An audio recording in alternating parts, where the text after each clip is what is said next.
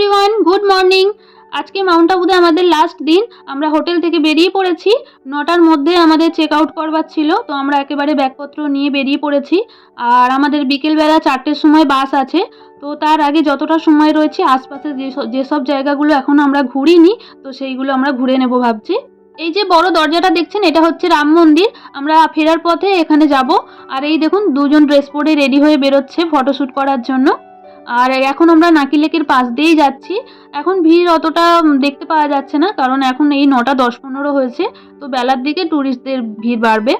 আর এটা হচ্ছে সেই রেস্টুরেন্টটা, সরোবর রেস্টুরেন্ট। আপনাদের পার্ট 1 ভিডিওতে দেখিয়েছিলাম, জলের মধ্যে রয়েছে রেস্টুরেন্টটা।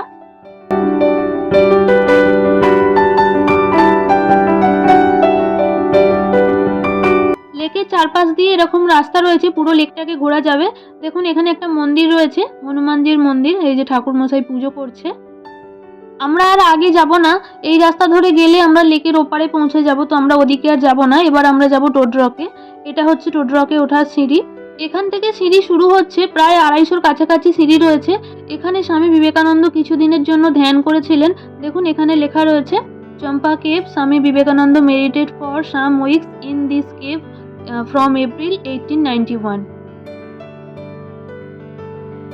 শুরুর দিকে কিছুটা রাস্তা তো বেশ ভালোই সিঁড়ি ছিল, কিন্তু তারপরে দেখুন রাস্তার খুবই খারাপ অবস্থা। চারিদিকে উঁচু নিচু সব ভেঙে গেছে, কোথায় পা রাখবো বুঝতেই পারছি না। খুবই সাবধানে আশপাশের গাছগুলোকে ধরে ধরে আমরা উঠছি। আর বাবু দেখুন আগে চলে গেছে, আমার হাজব্যান্ড হাত দেখাচ্ছে। আমরা পৌঁছেই গেছি, এই দিক দিয়ে আর একটু ওপরে উঠতে হবে। এই দেখুন, এই যে দেখতে পাওয়া যাচ্ছে পাহাড়টা, এইটা হচ্ছে টোড রক। আমরা উঠে পড়েছি ওপরে। এখান থেকে ভিউটা খালি দেখুন, খুব সুন্দর ঠান্ডা ঠান্ডা হাওয়া চালাচ্ছে, আর রোদ্দুরের তেজও আছে। এদিকে পাহাড়টা আছে বলে এইদিকে রোদ্দুরটা অতটা লাগছে না। আর এই দেখুন দূরে দেখতে পাওয়া যাচ্ছে আরাবল্লী পর্বতমালা, চারিদিকে সবুজে সবুজ। আর সাহেব দেখুন খালি কোথায় উঠে পড়েছে। ওই দেখুন দূরে ওইদিকে ওঠার রাস্তা রয়েছে, ভয়ের কিছু নেই, ওদিকে সবাই ওঠে। উঠে উঠে রাস্তা হয়ে গেছে, স্টেপ বাই স্টেপ পাহাড়ের উপরে পা দিয়ে ওঠা যায়। তো ওইখানে উঠে পড়েছে ও। আর এইখানে একটা ছোট্ট চায়ের দোকানও রয়েছে। আমার হাজব্যান্ড তো এসে বসে পড়েছে, যেহেতু আমরা এর আগে আর একবার এসেছি, তো সেই জন্য আমার হাজব্যান্ডের আর অতটা ইন্টারেস্ট নেই। ও বললো আমি বসছি, তোমরা ঘোরো। তো আমিও এবার যাচ্ছি ওইদিকে ওঠার জন্য। বাবু গেছে আগে, ওই দেখুন আমার হাজব্যান্ডও রয়েছে ওখানে।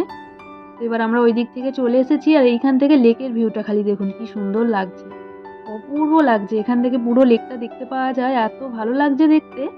এটা হচ্ছে মাউন্ট আবুর মোস্ট ফেমাস জায়গা। ট্যুরিস্টরা এখানে ঘুরতে এলে এখানে আর নাকি লেকে অবশ্যই আসে ঘুরতে। এছাড়াও তো আরও অনেক সুন্দর সুন্দর জায়গা রয়েছে ঘোরার। টোড রককে মাউন্ট আবুর লোগো বা সিম্বল হিসাবেও ব্যবহার করা হয়। যে কোনো জায়গায় মাউন্ট আবুর নাম থাকলে সেখানে লোগো হিসাবে এই পাহাড়টারই ছবি দেওয়া থাকে, আপনারা হয়তো দেখে থাকবেন। আমরা পাহাড় থেকে নেমে চলে এসেছি। যাবার সময় আপনাদের যে রাম মন্দিরটা দেখালাম, এখন আমরা সেখানেই এসেছি। এই দেখুন এখানে লেখা রয়েছে শ্রী রঘুনাথজি মন্দির। তো প্রথমে 2টো গেট রয়েছে, তারপরে মেন মন্দির। এই যে এটা হচ্ছে মেন মন্দির। তো এখন 12:15 মতন বাজে, 12টার সময় মন্দির বন্ধ হয়ে যায়। আমরা ভালো টাইমেই এসেছি, আমাদের দর্শন হয়ে গেল। এই যে ঠাকুরটা, আপনারাও দর্শন করে নিন। আমরা খুব ভালোভাবে দর্শন করেছি, বেশ কিছুক্ষণ দাঁড়িয়েছিলাম। আমরা এখন নাকি লেকের ভিতরে চলে এসেছি। আর আশপাশে দেখুন বেশিরভাগ সবাই রাজস্থানি ড্রেস পরে ফটোশ্যুট করছে। আর আমরা ভেবেছিলাম এখন বোটিং করব, কিন্তু আমরা যখন সকালবেলা হোটেল থেকে বেরাই তখন আমরা কিছু ব্রেকফাস্ট করে বেরোইনি, যেহেতু তাড়াহুড়ো ছিল, 9টার মধ্যে বেরোতে হবে। আর তখন আমাদের খিদেও পায়নি অতটা, ওই জন্য বাইরে বেরিয়েও কিছু খাইনি। তো আমরা বললাম যে কিছুটা ঘুরে নিয়ে তারপরে খাওয়া দাওয়া করব। তো সেই জন্য আমরা নাকি লেক থেকে বেরিয়ে চলে এসেছিলাম। এসে কিছু খাওয়া দাওয়া করে আবার আমরা যাচ্ছি লেকেতে। তো এবার আমরা ওখানে গিয়ে বোটিং করব। আর আশপাশের মার্কেটগুলোও এখন দেখুন বসে গেছে, আশপাশের দোকানগুলো। যাবার সময় তো অল্প 1-2টো দোকান খোলা ছিল, এখন তো পুরো মার্কেট চালু হয়ে গেছে।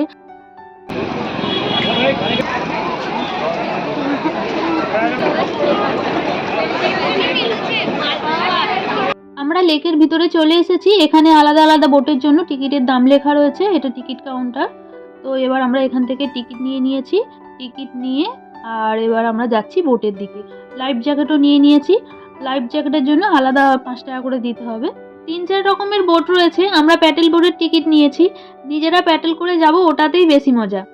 এখন আমার মনে হচ্ছে সারাদিন আমরা ব্যাগগুলো সাথে করে নিয়ে ঘুরছি, সকালবেলা যখন আমরা হোটেল থেকে বেরালাম তখনই হোটেলের রিসেপশনে ব্যাগগুলো রেখে দিলে ভালো হতো। এমনি সেরকম এমন কিছু নেই, জামা কাপড়ই রয়েছে। ফেরার সময় তো আমরা ওই রাস্তা দিয়েই যাবো, তো বাস স্ট্যান্ডে যাবার সময় ওখান থেকে ব্যাগগুলো নিয়ে চলে গেলেই হয়ে যেত, কিন্তু তখন তো আর মাথায় আসেনি। এখন আমার হাজব্যান্ডকে বলছি বলে, ওই জন্য আমার হাজব্যান্ড বলছে এখন আর বলে কি হবে, আর 2-3 ঘন্টা রয়েছে, সাথেই রেখে দাও। টোডরক পাহাড়টা দেখুন এখান থেকে দেখতে পাওয়া যাচ্ছে, আমরা কত উঁচুতে গেছিলাম। আর চোখে রোদ্দুর পড়ছে বলে ভালোভাবে ভিডিও করতে পারছি না, বুঝতেই পারছি না।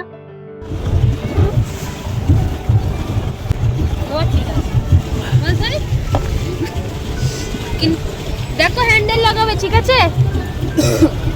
প্যাডেল চালানোর সাথে সাথে ধ্যান রাখতে হবে কোথায় হ্যান্ডেল লাগাবে।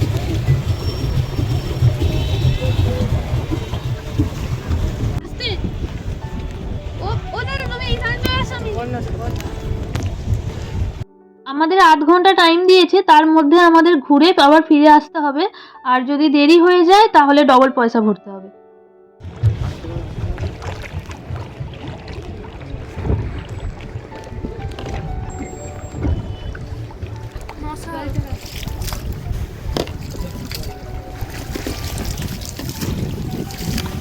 হর হর মহাদেব।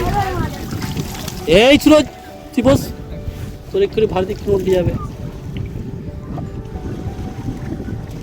চলো এবার গাড়ি ঘুরে নে। ওয়াটারপ্রুফ ওয়াচ রে? হ্যাঁ ওয়াটারপ্রুফ ওয়াচ আছে, তখন ভেঙে গেলে কি হবে? সত্যি ওয়াটারপ্রুফ ওয়াচ, কিছু খারাপ হয়নি।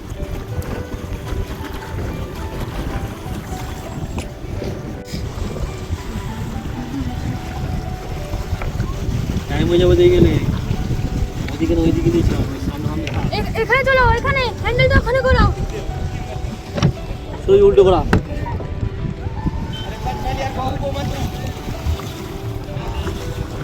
ঠিক করছি।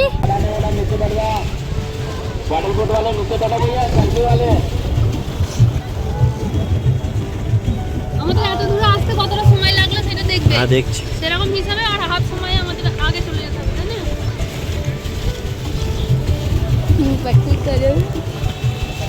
আমরা তো মস্তি করছি। লেকের পাশে একটা দোকান ছিল, এখানে কাঠের নেম প্লেট, ফ্রিজ ম্যাগনেট এইসব কিছু বিক্রি হচ্ছে, তো সেইগুলোই আমি দেখছিলাম একটু দাঁড়িয়ে। যেমন বলবে তেমন কাস্টমাইজ করে তৈরি করে দেয় এরা। আর ফ্রিজ ম্যাগনেটেও নিজেদের ফটো দিয়ে ফ্রিজ ম্যাগনেট তৈরি করা যায়। এখানে কয়েকটা স্যাম্পেল রয়েছে, উনি দেখাচ্ছিলেন। সকাল থেকে একভাবে আমরা ঘুরছি, আর ভালো লাগছে না, এখন এখানে একটুখানি বসি, দিয়ে তারপরে আমরা যাব। নাকি লেকের ভিতরে যে গার্ডেনটা রয়েছে ওখানে একটা বড় বসার জায়গা করা রয়েছে, তো ওখানেই এখন আমরা সবাই মিলে বসে রয়েছি।